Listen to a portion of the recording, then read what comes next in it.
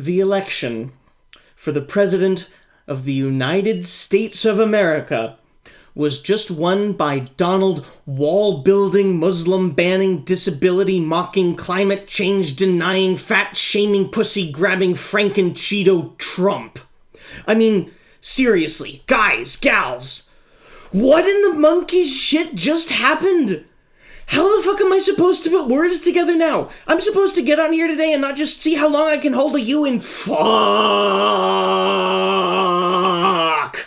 What the hell do you want from me? Some set of words that encapsulates the nuclear fucktardery that just befell the world?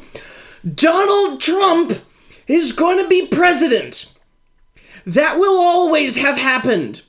We will never make up for that. If every American went out tomorrow and cured a different strain of cancer, we would still be the country that elected Donald Trump to run it. Who put Donald Trump in charge of the world's largest nuclear arsenal.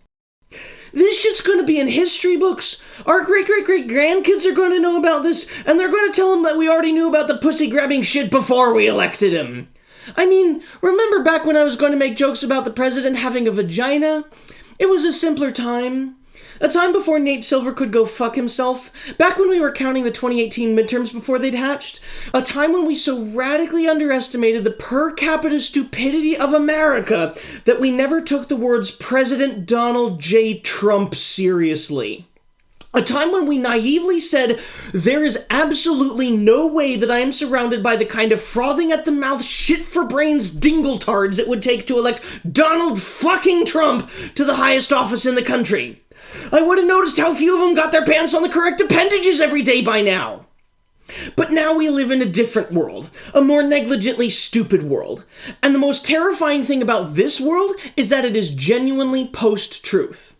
We just went through an election where one of the two major candidates would literally make whatever number he wanted, attach it to whatever problem he wanted, and then just carry on. And as we speak, 4 out of every 2 black people in Chicago is being murdered. And it doesn't fucking matter that even the most conservative media outlet you could possibly take seriously is saying, well, yeah, that's bullshit. That doesn't even make sense. Sorry about that. Because apparently, the majority of voters don't care what's true.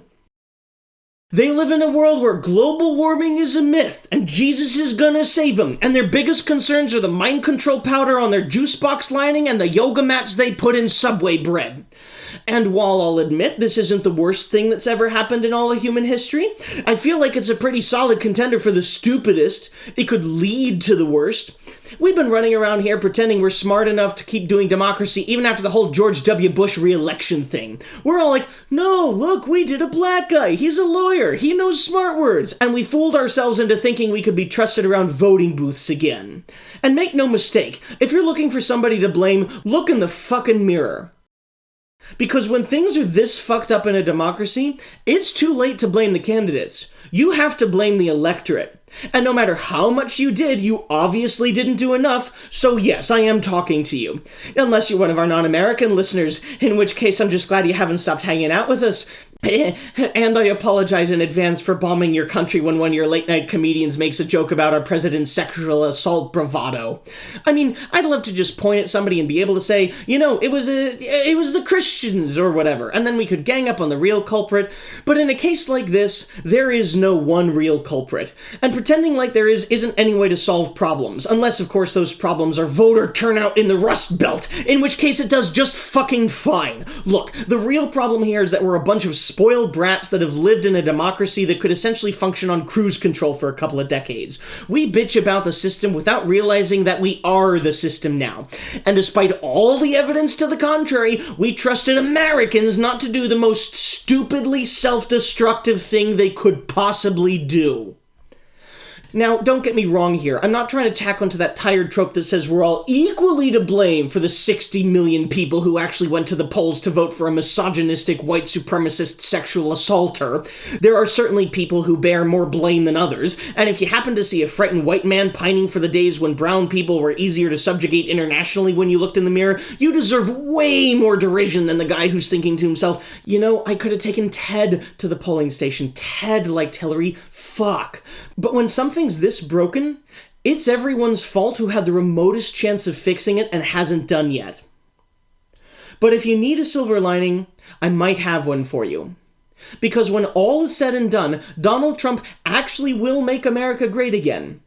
In about 4 years, after we're done erasing all the progress we just made. See, look, he's going to teach yet another generation that you can't sit this shit out and trust Americans to vote sanely.